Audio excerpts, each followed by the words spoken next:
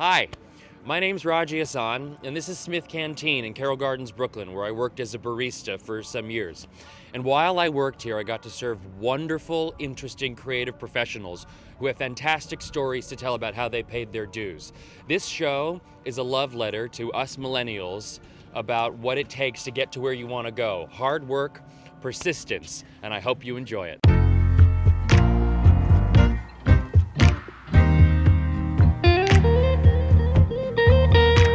Today's conversation is with actress Julia Murney. When I first had the idea for our little talk show, I thought to myself, what if I could get Julia Murney? I would say that she is the reason that I am in New York pursuing what I'm pursuing, and I have nothing but incredible gratitude for her. And after this conversation, you will too. Hi. Hi. Thank you so, I could say it all day long. Anita Bling thread. So much for being here. I'm very happy to be here. It means the world. Truly it does. Okay, so can we start by talking about career highlights? Things that you look back on and you went, thank God I did that. Oh, I gosh. loved every minute of that, even if it was just a day or a full run or... I feel like there are a lot of them. Every time you get to actually have something to do, it feels like a career highlight, Okay. as opposed to sitting on my couch, which is a constant highlight. Tell me about it. I will nap. So will I. For Jesus, I will nap. Well, I guess the first thing that jumps into my mind is the Wow Party. Yeah. Wicked. I did 3 Actors Fund concerts that were one night. One of them was shebangs. Chess, right? Chess, Funny Girl, Yeah. and Hair. Was Funny Girl the one that you sang People in? Yes. Oh my God. It was a different Fanny Bryce in every scene. Yeah, look up that video. Look up that video. It's online. And it was all like generally people who would never play the role, like LaShawne's and Kristen Chenoweth and God, there were so many people. Carolee Carmello and Idina Menzel. Perhaps you've heard of her. Was she in that movie called Cold? Yes, I'll tell you about it later. It was really cold. She's coming up though. I feel good for her. Yeah. But those were extraordinary nights because they were so much energy towards one huge evening, and then they were over. Uh-huh. But they were very special inside themselves. Things like Wild Party and Wicked, which had runs to them Right. and actual proper rehearsal processes. But I also loved, every time I've worked at the Muni, and that's a 10-day rehearsal process, and you do 7 shows and you're out. 10 days. It's so crazy.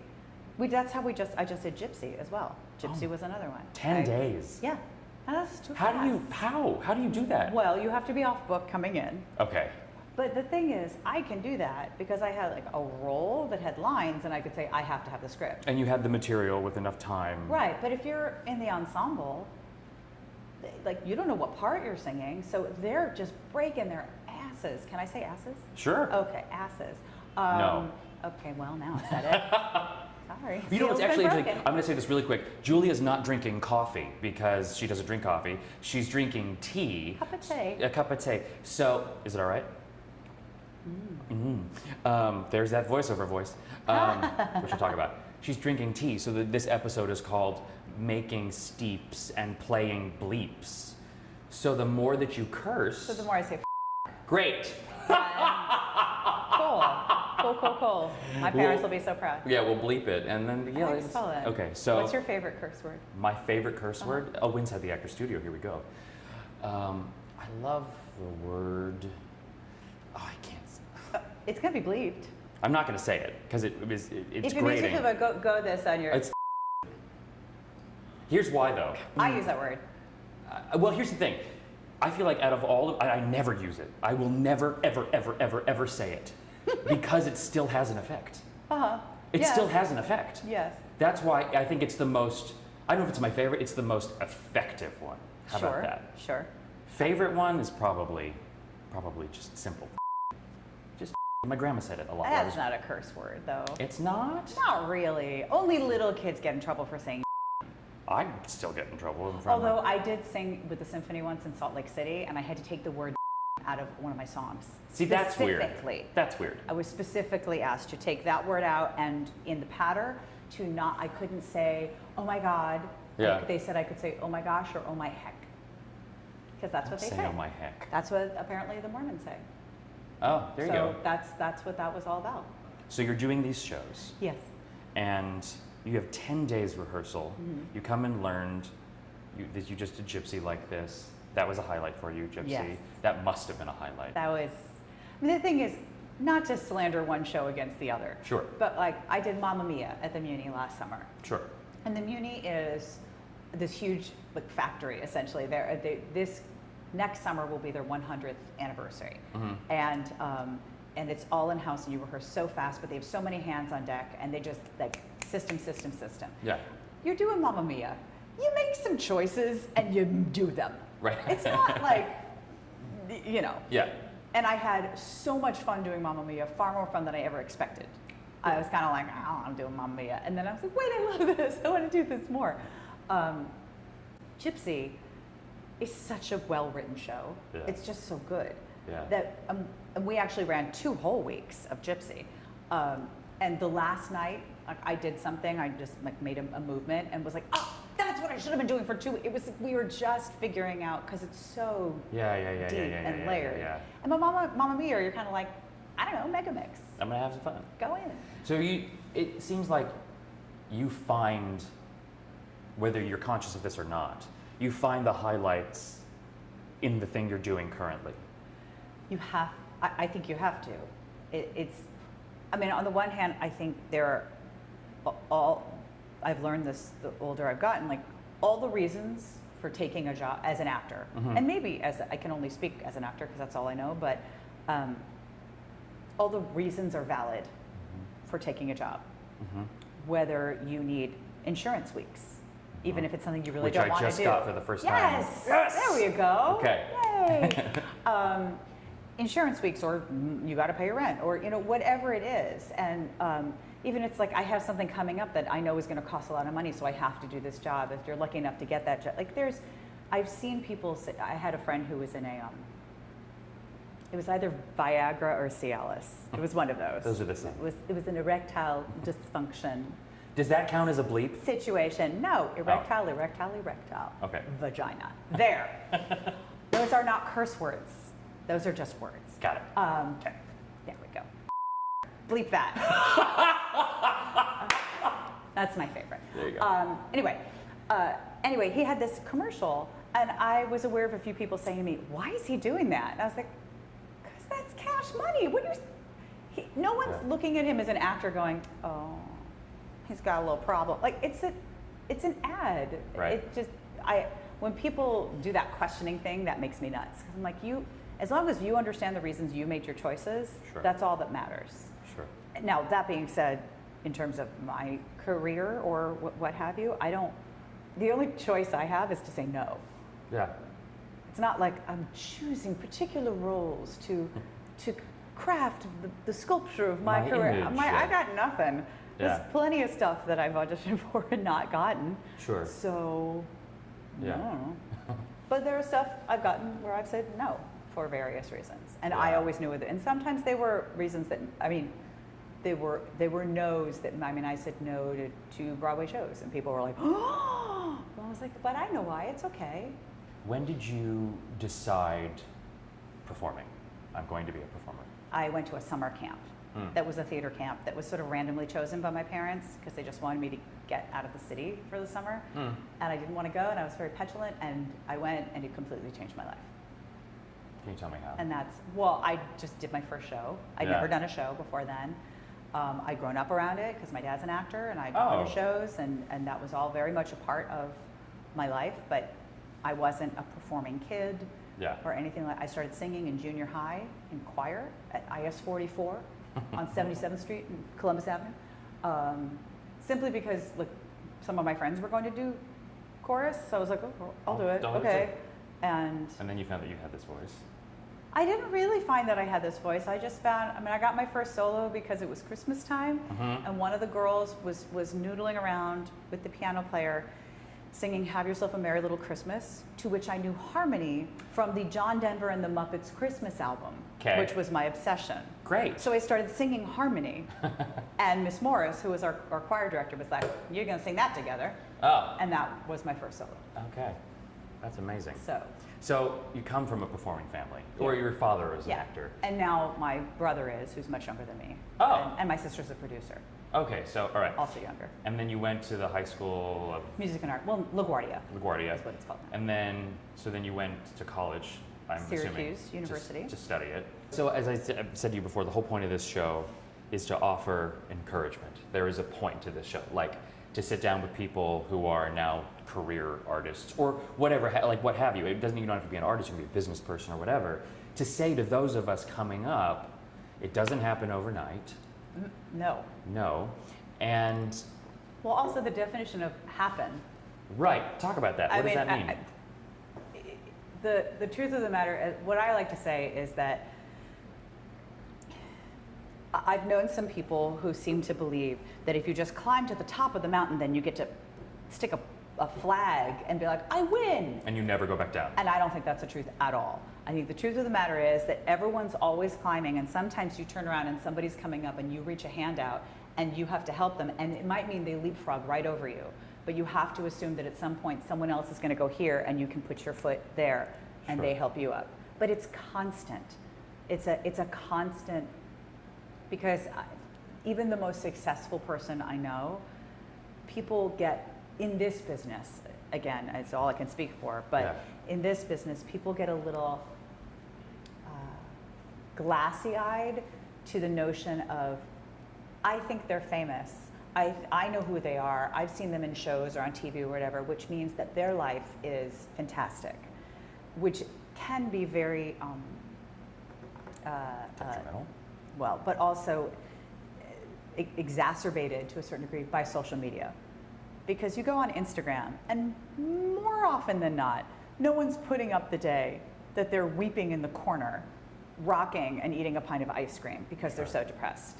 They just put up the, like, I feel so blessed. Yeah. And I'm like, sit down. I don't need to know what you booked. I don't need to know what you auditioned for. I don't need to know how blessed you feel. I understand feeling grateful, and you should, but we all curate our own things on Instagram and things like that. And I think it's important that people understand that whoever their favorite is, they still got their something.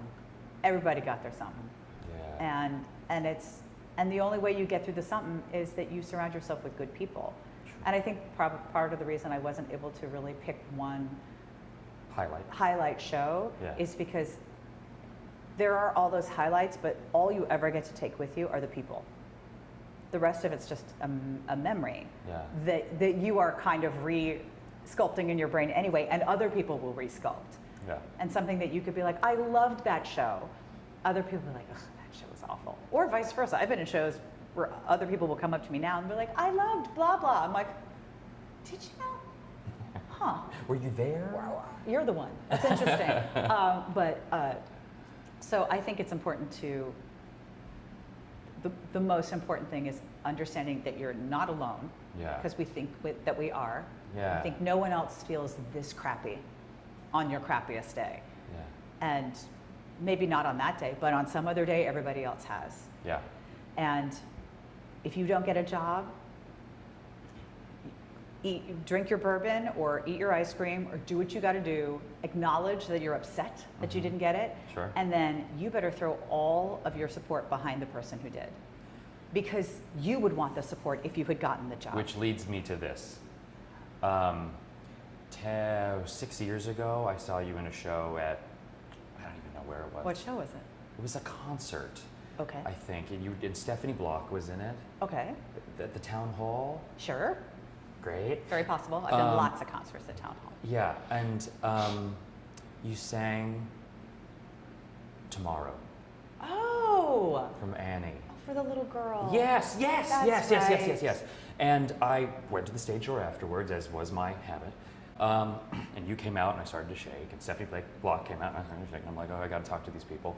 And I went up to you, and I, like it was yesterday, remember this. I said, what is your advice to someone who's just starting? And I'm scared. What did I say? you said, run. You said, run. get out of the business. No, you said, and I've said this to so many people. I've told this story numerous times, and it means the world to get to tell you again. You said your true strength as an actor lies in being able to go to the shows that you auditioned for, did not get, and praise the people who did. Oh, I said that? You totally did. I'm good, I you wrote guys. it down. I had no idea. I have it in a journal. Oh my God. I'm not kidding you. I'm so honored by that. I'm not kidding you. Like it affected me so deeply that to sit here today to talk to you about it, like I'm holding back the emotions. I mean, Feel your feelings. well, then I'll cry at some point. How dare you? Feel your feelings. Well, I'll cry at some You'll point. get a headache otherwise, and that's not good. It's not good. Because that piece of advice is helping me. And it will, I hate to be the bearer of this news, but that will never end. I'm sure. Like I went in for a show, because I just started doing this. I'm very new to all of this. I went in about a year ago for a play at Yale Rep that Liz, I think, did a workshop of. Liz Wiesen. Liz Wiesen, we love you, Liz, so much. She's the best. It is the best. Imogen says nothing about. Do you know the show? It was the show right before Assassins that I just did. Oh, okay. Yeah. So I went in, got call back. I went home to LA to see my family. Agent calls, they want to see you again. Can you come back like right now? Bought a ticket, I'm back. And I came off of a red eye and I was just sort of like, oh my God. And I auditioned and it wasn't great. You know what I mean? Because I found that anytime I ever changed travel plans, if I was already gone and came back early, never, I don't know. Not so great. Yeah. Well, I don't know why. I came off of a red eye. My plane got stopped in Denver, so I had to wait longer. It was just a big mess, and I wanted that show so badly for myriad reasons, and then didn't get it. And the guy who got it was my older acting sibling at NYU. Sure. And It's inevitable. You can't. After a while, you're always up against other people you know. But your words, straight to my brain. Praise him. Praise him. Because you want that praise if it's you, if you happened to You win that lottery praise that him. day. Do you know? And that night when you told me that on the street, this was so funny. There was a big truck outside. It was like exhaust, and you grabbed my arm. You went, we gotta move. Well, safety first. Safety first, right? You told the story about, if you don't mind sharing, because I don't want this interview to be about Wicked, because every other one is, and I do love that show. But we're gonna go past this. But you told the story of going in. And Adina's a close friend of yours, and you heard, can you tell that story? And she got it. What I heard through the door? No. Well, I mean, not what you heard through the door, but what happened when your friend booked it, and the process. I had to have a talk with myself. Yeah. And go, this is not. Nobody knew Wicked was going to be what Wicked has turned out to be, because no one knows. That's lightning in a bottle. Sure. That kind of a show becomes that kind of a show. But I knew it was special. I read the novel 10 years earlier. Coincidentally, the first time I worked with Stephen Schwartz. To this day, I'm like, I swear to God I mentioned this book to you. But he swears he first heard about it on a boat in Hawaii or something. I'm like, okay. Think what you want, Stephen. Some island. But I'm taking the credit. But I knew it was special. And I was bummed as all get out that I didn't get it. Sure. But I had to sit down and be like, Self. this is no one's fault. If, we as human beings, I want reasons. I want something to blame or to rationale my way into or out of or whatever. And the truth of the matter is, and Stephen said this to me, it was an apple and an orange. And we just went with the orange. And that's all it is. It's not my friend's fault for being her extraordinary self. It's not the people behind the table's fault, the producers and the writers, for just seeing all of these extraordinary women and in the end going, this one, we keep coming back to her. That's no one's fault. It's not like you're dating someone and they cheat on you. That's pretty cut and clear. Oh, I know what to be angry at in this. But that auditioning isn't that. And it's so, maybe not in that particular instance, but I directed a show in the spring and I got very emotional after we were done with all the auditions. We had the headshots on the floor, and we were figuring out, and there was a whole algorithm for that particular show at that particular theater, because it wasn't all equity, because certain amount of people had to be non-equity, certain amount of people had to have local housing where the show was. Like there was math. And I was like, can we give everybody a job? They all did something, and they came in and they did a dance call, and they were all great. And I was like, and this guy is gonna think, I nailed that. How did I not book that job? And the truth is, he totally nailed it. And he might never know that the reason he didn't book that job is actually because he was equity, or he didn't have local housing, or whatever it was. Some logistical reason. Yeah, it was a logistical thing. Sometimes it's a matter of like, the costume is made, and he's gonna fit that costume. Yeah. Or whatever. But there are all these logistics that you don't know about. And then there's just plain, this is the way their gut goes. Sure. Sometimes in a room, there's a lot of people making a decision for big shows like that. If you've got, I don't know, 13 people in a room making decisions, and 6 of them love her, and the other 6 love her, but number 13 is like, but that one, and they're like, well, she's pretty good. They'll go that way. You don't know. Like, it's something we're not privy to, and as actors, it's so crazy making because you want a reason. Right. And which I think is so what is great about that. I think that is applicable to whatever field you're in, right? Is letting go of the need for the reason. Yeah. And allowing your. Go ahead. I feel like the only way you can really find a reason is if you know you weren't prepared. If you, and I'm not talking about like a subjective, I didn't think I was in the middle of it, or like whatever, that's a subjective thing. But I mean, like, you didn't know the lines, you didn't know the music, you didn't you dressed like a disaster zone, or whatever it was. That's me usually. Not a disaster today. But you know, like there are things that can be your fault. Sure. But beyond that, it's just they just picked that person and not you. The answer is because. Because. I'm going to take a quick break for a second for you guys to rest your arms for a moment.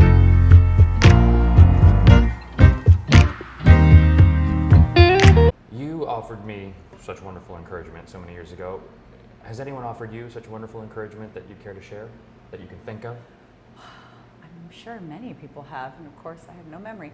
But there's a guy across the street, you guys. There's a guy, he's walking, he got the red dip on the ice cream. There you go. I just got totally distracted because I'm like, hey, would you see him? See him? See him? See old boy with the ice cream? Yes. Get that cherry dip. Well, we can do that later. Anyway, what is the best piece of advice? I don't know. I mean, maybe not even the best, but something that. God, I really suck. No, you don't. I'm just drawing a blank. But I feel like I think the best things I've learned have been not necessarily things where someone said, "Hey," and I can say like, "Oh, at that stage door they said blah blah to me," but by watching, by observing class behavior. Everyone should be so lucky as to get to do something with Chita Rivera or David Hyde Pierce. She kissed my playbill. Well, there you go. And I've got her lips on. I mean, but like David Hyde Pierce is one of the classiest gentlemen you could ever come across, just as a human being, let alone the way he leads a cast. And he is so kind. And also, he's in a particular position because he is who he is, and because Frasier was what Frasier was, and all those sorts of things. But like when he was in Curtains, which ran for about a year and a half, I want to say, he sent pizza to understudy rehearsal every single Thursday because he's a class act. Now, not everybody has to do that, but it's also just about he worked so hard. Like when Daniel Radcliffe, Harry Potter, went in when they were doing Equus? Nope, How to Succeed. Oh. I knew a lot of people in the ensemble, and they've told me this story that first day of rehearsal, they came in and he had gotten a hold of all of their pictures prior. He knew everyone's name. That's not a huge thing, but it's a huge thing. Right. Because they could have gone from like, all right, Harry Potter, what you got? I mean, the production was existing because he said yes. That's what speaks to you. Yeah, Yeah. that's what speaks to me, is seeing That that kind of behavior. And even if it's the kind of behavior, if you work with someone who is kind of a bit of a tool, and then you work with them some point later, and they've grown Yeah. and figured something out, and you're like, that's a beautiful thing. Yeah, sure. It gets passed along, understanding that it is a total package. I always say when I'm teaching, unless you are standing on a bare stage with like a fluorescent light and singing a cappella, you are never doing a solo, ever. At the very least, if you have a piano player, there's a duet. If there's someone running lights on you, there's a trio. If there's cameras, if there's an orchestra, if there's an ensemble, if Sure. there's it's none of it happens without the sum of its parts. Sure. To maybe all get to a point where you are standing alone on a stage singing The Wizard and I. Yes, you're completely alone on stage at the end of that number. Mhm. It's all you, except it isn't at all. Yeah. It's only all you because that guy, those people, that woman, and all these other folk Yeah. made it to be all you. Sure. And to remember that. Yeah, No yeah, yeah, man yeah. is an island, and I think anything, like just in life, wherever you work, whatever it is, it's Yeah. That's what's applicable to not just our Yeah. industry, right? As the target audience of this show are the millennials, of which I What are am one. millennials exactly? I don't know. No, literally, I'm asking that I question. have no idea. Really? Like I just. How old are you? How dare you ask that question? No, you're allowed But to I'm going to ask ask it. I'm How old are you? 27. Okay. So just turned 27. is that considered people in their 20s?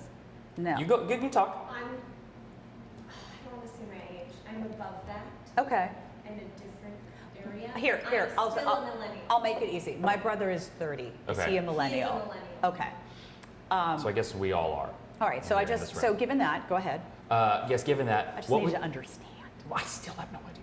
What would you say is what is a weakness of ours that we can work on, and what do you think is a strength of ours that we do really well?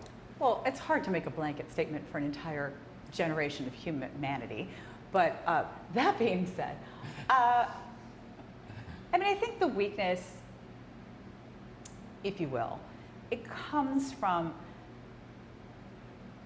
when I went to summer camp, the theater camp that I mentioned before. It's called Stage Door Manor. It's in the Catskills. Did you go there? And it's good. Things were real different. The era was different. The way kids were brought up was different. When I tell you that I had a metal folding chair thrown at me by a counselor, when I tell you that the director of West Side Story, when I was Anita, why was I Anita? Just because it's camp. He was a little Cuban man. He's not with us anymore, but he was a tiny Cuban man with a fierce temper. And one day he got so mad at our cast in general that he picked up the closest thing to him, which was one of those plastic pitchers filled with iced tea, and he just hurled it in our general direction. That happened all the time. No one was ever physically struck. It wasn't that kind of a thing, but emotions ran high and people acted on them to a certain degree. Sure. Not in a trillion years could you do that today. You would have a parent calling so fast saying, my child will not be spoken to this way. I am paying blah, blah, blah, blah, blah, to have your, and those of us who lived through it are a little bit like, I'm gonna put some hair on my chest. It made me figure out, let me not do that again. Sure. So there's a sort of a beautifully soft bed that a lot of, not all of them, but a lot of millennials have had the opportunity to flop into, whereas the rest, like my generation, had like cots. And Equity cots? sure. And that soft bed sometimes leads to what some people might call laziness, what some people might call a lackadaisical attitude to things, or a sort of protected attitude, where you're like, come on, just do it. But the flip side of that, where their strength lies, Yes. it's all on you. I won't get political, or I'll try. This world that we live in right about now, which is a hot mess, Why? it's on you. You can do it. You can change it. I could sorta, but you can, because you're the ones who are coming up. So you have to figure out Your advantage is that you get the world. Sorry, but do That's it. amazing. You're smart. You're capable. You're filled with comfort and that soft. So great. You've had a really great nap. Sure. Get up, Yeah. stretch, and go, and change the world. Make it better. Yo. That's. We can all try, but you have more time in which to do it, I guess is my point. Do you think that people ever stop paying their dues? No. No. Because I think the notion of paying one's dues, it's like planting the flag on the mountain. Mhm. It's the same thing. Like sure, there are things that now I won't do. Actually, that's not even true. In general, there are things I'm like, yeah, I don't want to do that. But every once in a while, one of those things might come along and be like, oh, wait, but my friends, yeah, I'll do that. So, again, being an actor, I feel like you can take all of your accomplishments, whatever it is that you've done, and spread them out like lily pads on a pond. And they can be very beautiful and be like, and there's that thing that I did, and there's that, isn't this lovely? But if you take all the lily pads and you pile them up on top of each other and you try to step on them to get to the other side of the pond, you will sink. They won't hold you up. They're just things floating in the air. You would love to think, this business is not one where I work really hard for 20 years and then I get that promotion, and then I work really hard for 30 years and then they give me that beautiful watch and I retire. This is the one that does this. And some people do this, and some people do this. And to wish ill or be constantly angry at the ones who do that is an empty highway. You're not going to get anywhere. I mean, you can wish ill all you want. They're still going to be going like this. You have no effect on them. Yeah. And so, I mean, I think it's just remembering that you are, if you choose after having done certain things, that I'm not going to do those certain things anymore, that's great. That's fine. That's your choice. And if someone else is like, I'll still do those things, that's their choice. And Thank you. Thank you. Thank you. And thank you. And thank you. Great. Thank you very much. All right. Awesome.